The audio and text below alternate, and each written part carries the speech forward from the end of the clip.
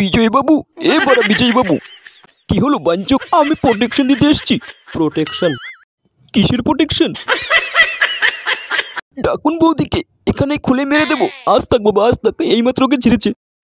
এই তুই ঘরে যা, ঘরে যা। এই খেলনাটা কার? এই সাইড দাও তো, এটা আমার।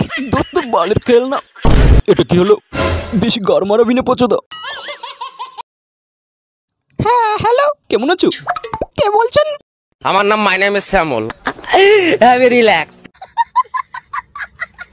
কি হয়েছে? মানে তোমার পিছনে আছলা বাস দিয়েছে একটা? হ্যাঁ খেয়েছি। আর আঙুল আই মিন হাতের কাজ করেছো? कैसे कैसे लोग रहते हैं यार यहाँ। হ্যালো হ্যালো, তোমার গার মেরেছে কেউ?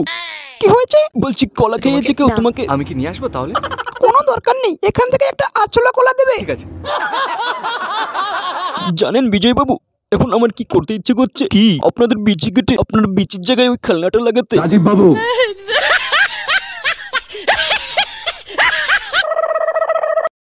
আপনি কিন্তু আপনার বিচির টুপি ছাড়িয়ে ফেলছেন। হ্যাঁ, বিচির টুপি ছাড়ানোর অধিকার আমরাই ওকে দিয়েছি। একটা নতুন বয়ফ্রেন্ড পেয়েই, নতুন বয়ফ্রেন্ড নাই মোর বৌমা, হরেন পক পক করার জন্য একজন সঙ্গী পেয়েছি। হরেন পক পক? তোদের মতন ও আমার এক্স বয়ফ্রেন্ড নয়, ও আমার ফিউচার বয়ফ্রেন্ড। এক্সকিউজ মি, আরে বিচি কম্বল, যতটুকু সম্বল, একটা কথা বলবো? আপনার টলটা না ভীষণ সুন্দর দেখতে। করছেন? না, সত্যি বলছি।